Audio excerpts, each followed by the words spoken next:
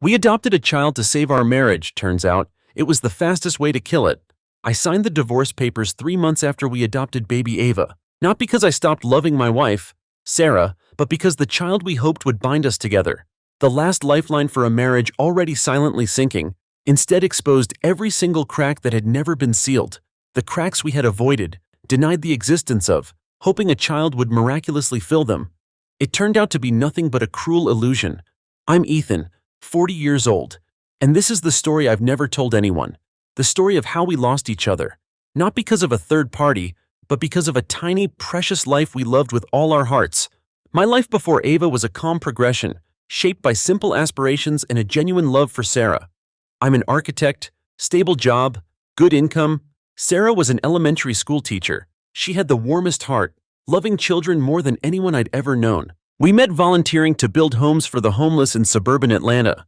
I was struck by her radiant smile and the sparkling passion in her eyes as she enthusiastically mixed mortar, her hands dirty but radiating positive energy. Our love came naturally, as gentle as a breeze but as deep as roots clinging firmly to the earth. I loved Sarah for her innocence, kindness, and the resilience hidden within her small frame. When we decided to get married, Sarah was very upfront about her desire to adopt. She'd had severe ovarian cysts since she was young, and her chances of conceiving were extremely low, almost impossible. "I'm so sorry, Ethan. I know you've always dreamed of having your own children," she said, her eyes briefly tinged with sadness, but her voice still strong. I squeezed her hand, placing a soft kiss on her forehead. "I don't care, Sarah. For me, being a father isn't about blood. It's about love. We'll be a family, no matter where our child comes from." At that moment, I spoke those words with all my heart. I truly believed them. I believed our love was big enough to embrace a tiny life, big enough to overcome all of life's challenges. That was the naive belief of a man who had never experienced the true pressures of parenthood. The adoption journey was far from easy.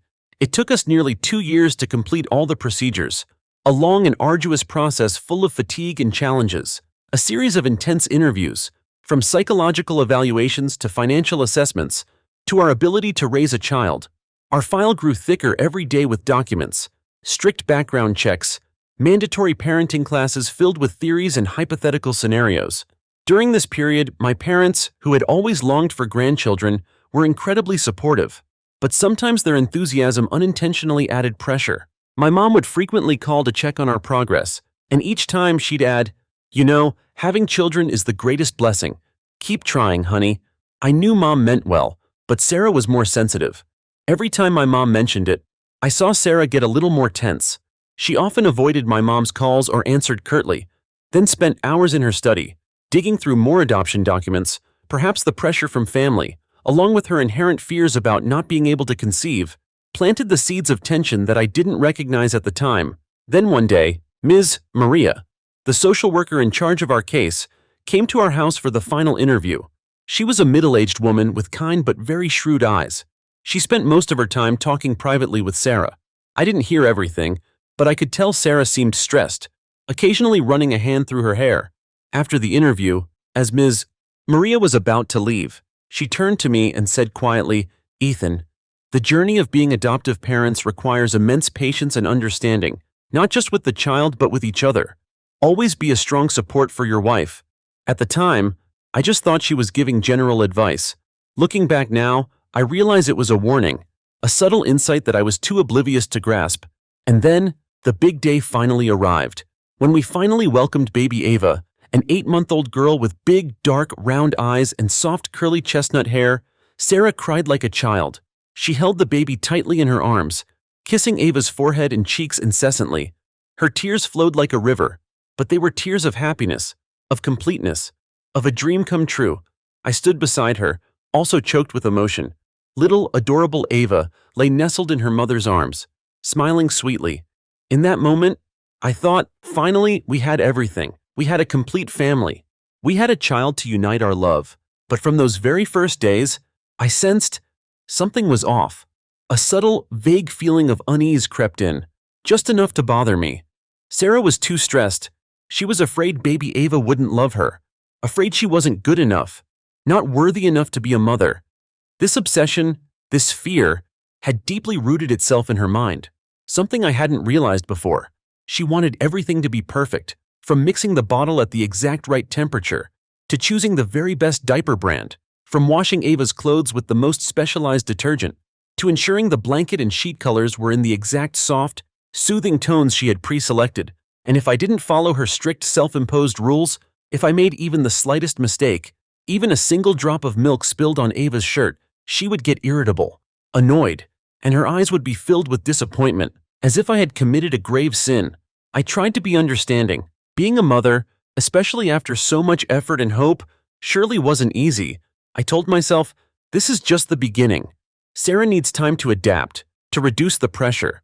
I wanted to be the perfect husband and father, to support her everywhere and always. But as the months passed, instead of becoming a team, we became two people caring for a baby without talking to each other, without looking each other in the eye during arguments, and without sharing our fears or worries. Every day was a small battle, and we were adversaries. By the time Ava was 18 months old, the tension between Sarah and me was starker. No longer subtle cracks but deep fissures. Our home, once filled with laughter and warmth, was now constantly enveloped by a suffocating, heavy atmosphere of evasive words and eerie silence. Every small conversation could escalate into a heated argument, and everything revolved around Ava. I remember the first time I took Ava to the park without telling Sarah. It was a beautiful Saturday afternoon, the sun pouring down like honey. Ava babbling her first words. I wanted to give her a small surprise, a happy memory just for the two of us. We had a wonderful time. Ava giggled as I pushed her on the swing, her tiny eyes sparkling with joy. I took a few photos of her beaming, planning to show Sarah when we got home so we could share the happy moment. But when we got back, Sarah wasn't as happy as I expected. She waited for me at the door, her eyes colder than the winter wind outside, like a massive iceberg. Where did you take her?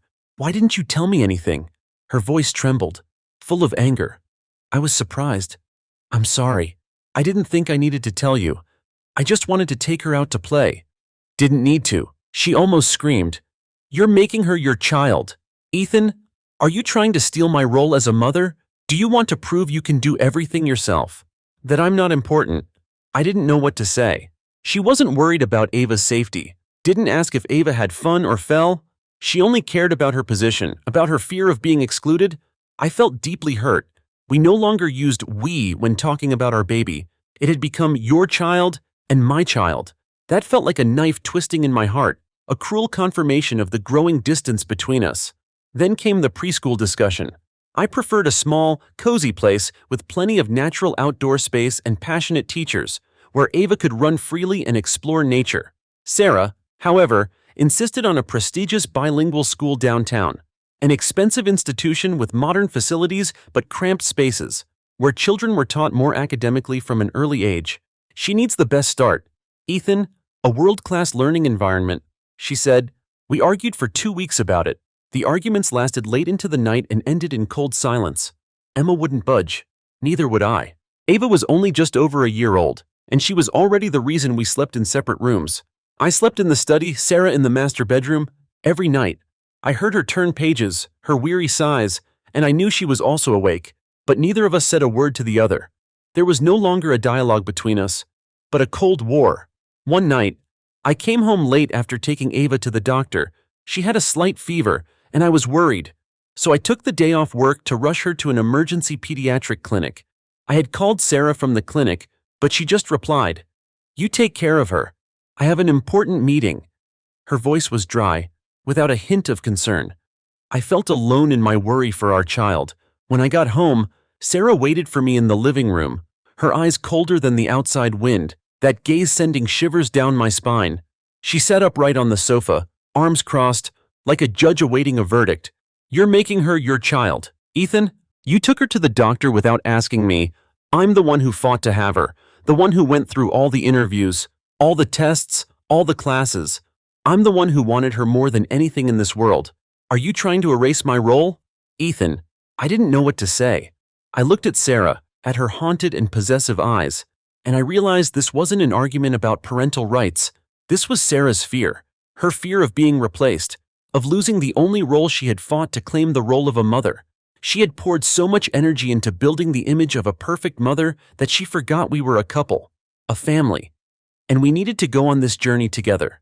She wanted to be a mother independently, to decide everything for Ava herself, and I, her husband, seemed to have become an obstacle. Sarah, I just want what's best for Ava. We are her parents. I tried to explain, but my voice trailed off. No, you don't understand, Ethan. You don't understand how I feel. I'm the one who can't get pregnant, the one who thought I could never be a mother. Ava is mine. She's all I have. Sarah's words were like a dagger to my heart. Ava is mine, not ours. She had built an invisible wall between herself and me, and Ava became the center of that wall, a wall I couldn't penetrate. Our lives after that became like two parallel lines, existing in the same space but never intersecting. I tried to rediscover the lost connections with Sarah, but all efforts were futile. I bought flowers, prepared romantic dinners, suggested dates just for the two of us, but Sarah always refused, citing fatigue, being busy with Ava, or simply not being in the mood. She only wanted to dedicate all her time and mind to Ava, and I became a shadow in my own home.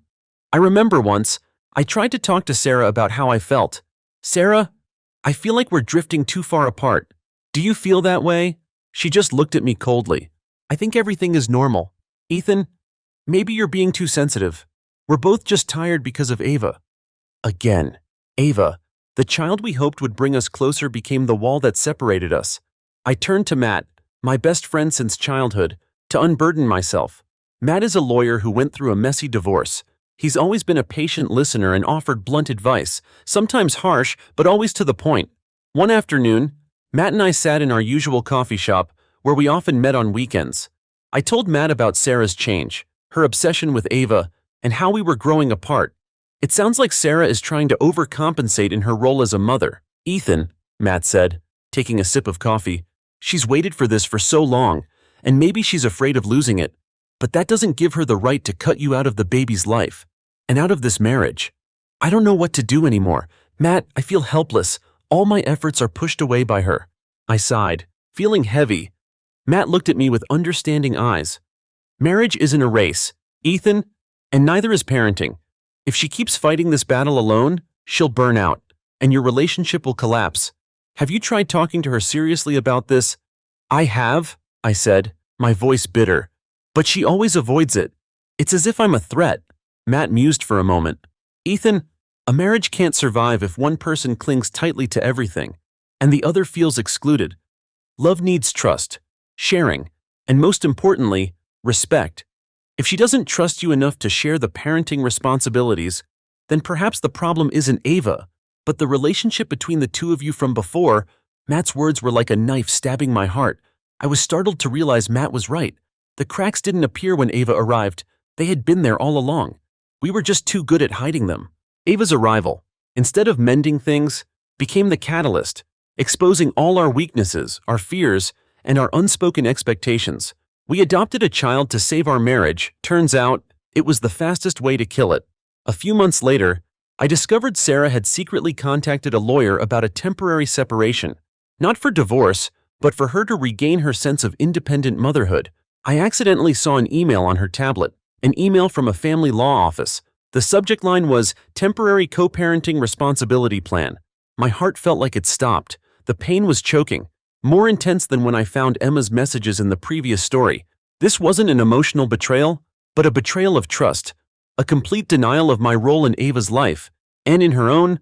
I once imagined that adoption would make our home warmer, filled with laughter and happiness, but the cracks we hadn't healed beforehand, under the pressure of parenthood, shattered beyond repair. And this time, no one came to adopt this crumbling marriage.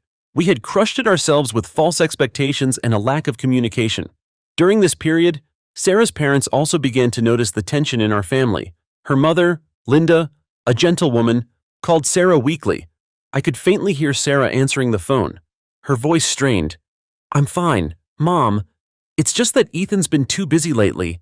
He rarely helps me take care of Ava. She always blamed me. Linda sometimes called me too, asking how things were. Ethan, do you think Sarah's been a little off lately? She looks tired and more irritable than before. I tried to reassure her, but couldn't hide the weariness in my voice. I didn't want to blame Sarah to my mother-in-law, but I also didn't know how to explain the complexity of our relationship to her.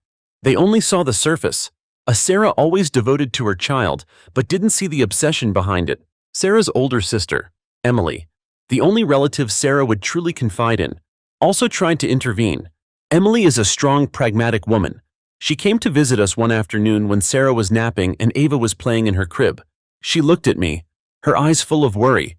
"Ethan, I've talked to Sarah. She's really overwhelmed. I know she loves Ava so much, but she's putting too much pressure on herself. I feel like she's trying to prove herself as a perfect mother, to the point where she forgets she doesn't have to do it alone." "I see that too," I sighed. "I've tried talking, but she won't listen. She just wants to do everything her way." Emily shook her head. "Sarah has always had a tendency to control everything when she's anxious, and having Ava, after so many years of longing, is a huge pressure for her. But Ethan, I think I should tell you this. Since childhood, Sarah has always been very sensitive to being abandoned. Our parents traveled a lot, and Sarah always felt she had to be self-sufficient, had to prove herself to be loved. Maybe Ava is all she feels she can truly possess, and she's afraid of losing that. She's afraid you'll take over her parenting role, or that you'll abandon her and Ava if you don't see her as perfect as a mother." Emily's words hit me like a lightning bolt. Afraid of being abandoned. I had never considered that aspect. I always thought our love was strong enough. But perhaps Sarah's deep-seated fear was greater than the love we had for each other. I began to view Sarah's actions from a different perspective, not just as selfishness or control, but as the desperate self-preservation of a woman struggling with past obsessions and present pressures. In the days that followed, I tried to be more patient, to understand Sarah better. I tried to talk more gently, not to argue, but just to listen. "Honey, I know you're worried. I'm here with you, not against you," I said, trying to touch her hand, but Sarah just recoiled, her eyes still guarded. She had built a wall too high, too solid, to the point where I couldn't reach her anymore. The distance between us grew wider and wider. Sarah dedicated all her time to Ava, and I was almost completely sidelined. I felt like a stepfather, a hired caretaker. More than a real husband and father, the house became a silent battlefield, where unspoken arguments took place daily. One evening, after Ava was asleep, I sat in the living room under the dim light, watching Sarah meticulously fold each tiny piece of the baby's clothes. She did everything with such precision, such care, as if it were a sacred ritual. I felt a terrible loneliness wash over me. "Sarah," I whispered, my voice barely audible. "Are you happy?" She stopped folding, looking up at me. Her eyes were empty, devoid of emotion. "Happy? I don't know. Ethan, I just know I have to do everything best for Ava. She's everything to me." Again. She's everything to me. I felt like I was being thoroughly erased. I stood up and went to sit beside her. "But what about us, Sarah? What about our marriage? Do you ever think about that?" Sarah sighed, a heavy sigh filled with exhaustion and helplessness. "Ethan, you don't understand. You don't know how much a woman longs to be a mother, and then can't conceive herself. Ava is my only chance. I can't let anything ruin that. Even our relationship." Sarah's words were like a dagger to my heart. Even our relationship. She was ready to sacrifice our marriage for her obsession with motherhood. I tried to suppress my emotions. "But do you ever think about how I feel? Sarah, I'm Ava's father too. I love her too. I also want to take care of her with you. You're pushing me away. You're fighting this battle alone when we should be facing it together." Sarah remained silent, her head bowed. I saw her shoulders tremble slightly. I thought, perhaps she finally realized my pain. I reached out to touch her shoulder, but Sarah suddenly sprang up, backing away a few steps, as if I were a threat. "You don't understand. Ethan, you just can't understand," she said, her voice trembling with frustration, and then turned and stormed into the bedroom, slamming the door shut again. I sat there, alone in the darkened living room, amidst the terrifying silence. My tears didn't fall, but my heart felt like it was bleeding. I had tried my best, but it seemed there was no way out. Sarah had locked herself away in her own fears and obsessions, and I couldn't pull her out. I decided to seek professional help again, but this time for myself. I made an appointment with a family therapist, Dr. Eleanor Vance, a middle-aged woman with silver hair and wise eyes. I told her the entire story, from the early days of loving Sarah, the adoption journey, to our current conflicts. Dr. Vance listened attentively, occasionally jotting notes in a small pad. When I finished, she looked at me with deep empathy. "Ethan, It sounds like your wife is experiencing a tremendous amount of psychological pressure, possibly a form of perfectionism in parenting combined with a deep-seated fear of unworthiness, especially given her inability to conceive naturally. She feels Ava is the sole proof of her worth, and she has to protect that at all costs, even if it means eliminating anyone she perceives as a threat. But I'm her husband, I said, my voice full of helplessness. I love both her and Ava. Yes, Ethan, but sometimes fear can be greater than love. Perhaps Sarah is unconsciously viewing your help as an admission that she isn't capable, not perfect enough. She needs to prove to herself and to the world that she can do everything alone, perfectly. And when you try to intervene, she feels like her control is being taken away, that she's being robbed of the one thing she feels she can completely master. Dr. Vance advised me to try to encourage Sarah to seek help, or at least to join me in couples therapy. You need to clearly tell her how you feel and what the consequences of this will be, but with an understanding, non-blaming attitude. Show her you are on her side, not her opponent. I went home, once again filled with hope. I thought, maybe this is the key. Maybe Sarah just needs to understand that I'm her ally, not her enemy. I prepared myself for the most serious, heartfelt conversation we'd ever had. That evening, after Ava was asleep, I sat down next to Sarah in the living room. Sarah, I went to see a therapist. She stopped folding clothes, her eyes tensing. What are you saying? Do you think I'm crazy? Her voice was sharp. No, honey, I just want to find a way to help us. Help you. I know you're under a lot of pressure, and so am I. We need help to get through this. Sarah abruptly stood up, turning her back to me. I don't need help. I'm fine. I just need you not to interfere with how I take care of Ava. How many times have I told you, Ethan, she's everything to me. But I'm her father too. I'm your husband. You're isolating yourself. Sarah, you can't keep going on like this. You're killing our marriage, and don't you see it? I couldn't hold back anymore. My voice was filled with despair. Sarah spun around, her face pale, her eyes filled with anger and hurt. What did you say? I'm killing it? You have no idea what I've been through to have Ava. You don't understand my pain of not being able to conceive. You don't understand the pressure of having to prove I'm a good mother. You're the one who's not good enough. You're the one who's not patient enough to understand me. She screamed, then rushed into the bedroom, slamming the door shut again. This time I knew it was truly over. Not because I didn't love Sarah, but because her obsession had consumed everything, to the point where there was no longer room for me in her world. The decision to divorce came terrifyingly quietly, without big arguments, without desperate tears. Perhaps all the tears had long run dry. Absorbed into the long silent nights and futile efforts, Sarah proposed divorce calmly, as if discussing a weekend grocery plan. I think we should set each other free. Ethan, I can't continue like this anymore. No deeper explanation, no regret. I didn't argue. I knew it was too late to salvage anything. My heart had been shattered for a long time. I felt empty, like a tree drained of its lifeblood. I nodded, accepting. Sarah's parents also began to realize the seriousness of the problem in our family. Her mother, Linda, called me many times. She was genuinely worried about her daughter. How are you and Sarah doing lately? I notice Sarah talks to me less, and you seem very tired. I tried to reassure her, but couldn't hide my disappointment. We're having a bit of trouble, Mom, but I'm trying. She probably also realized the problem was on her daughter's side. Ethan, Sarah hasn't been well at all lately. She's lost a lot of weight, and all she talks about is Ava, never about you or the two of you. Can you advise her to see a doctor? I sighed. I've tried, Mom. I've seen a therapist myself, and I also suggested Sarah come with me, but she refused.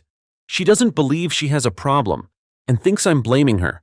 After that call, I knew Linda had also tried to talk to Sarah. I heard muffled arguments echoing from Sarah's room through the closed door. You don't understand, Mom, Sarah screamed. Everyone wants to interfere in my life. I don't need anyone. I only need Ava. Sarah's words were so clear I could hear every single one. It was like a declaration, a rejection of all other relationships, just to hold on to Ava alone. Sarah's parents, who were very saddened by the news of this rift, tried their best. They visited, cooked warm meals, tried to create a family atmosphere, but Sarah only responded with coldness, evasiveness, and defensive words. She saw every concern, every piece of advice as interference, a doubt about her mothering abilities. That caused her parents immense pain and helplessness. We divorced 3 months later, The process was quick, almost without any complications, because we had nothing left to fight for, nothing left to hold on to, except Ava. The custody agreement was fair. We would share joint custody and care for Ava, each having her half the time. On the day I signed the divorce papers, I looked at Sarah.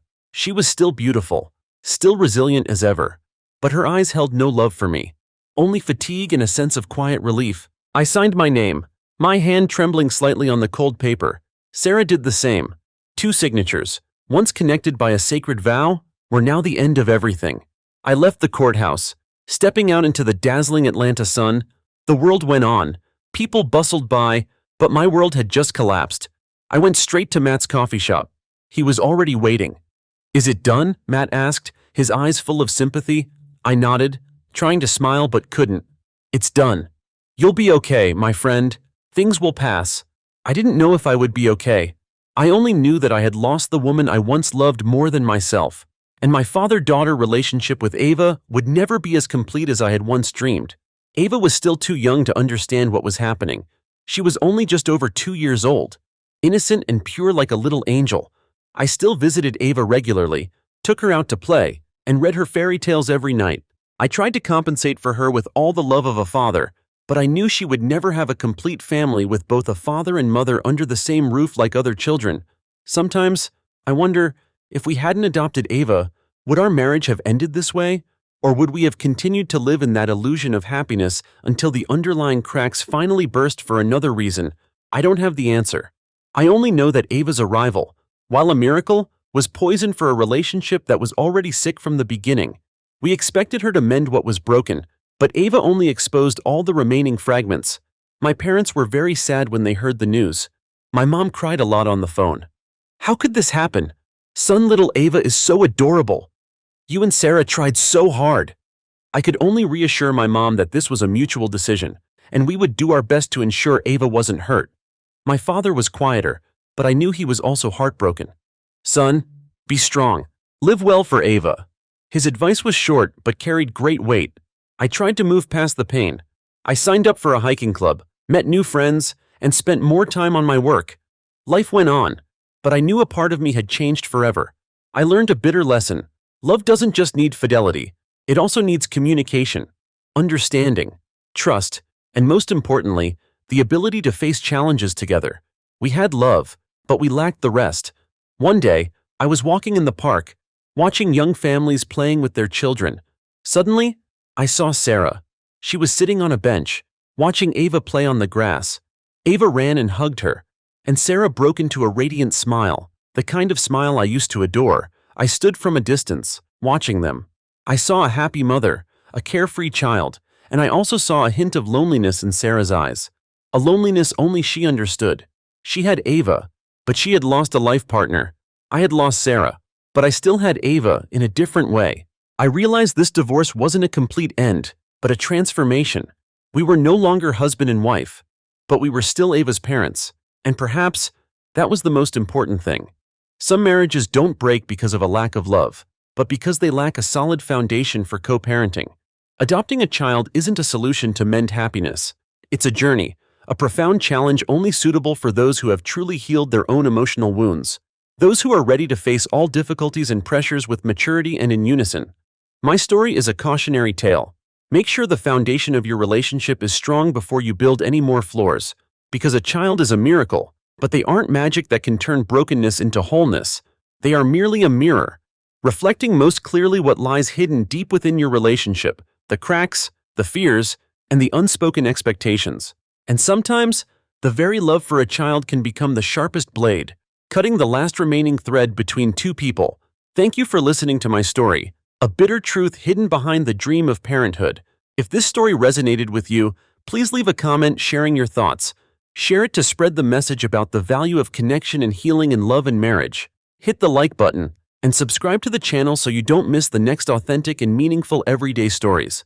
Every share, every like from you is a huge motivation for me to continue telling stories from the heart, hoping to touch the hearts of many others.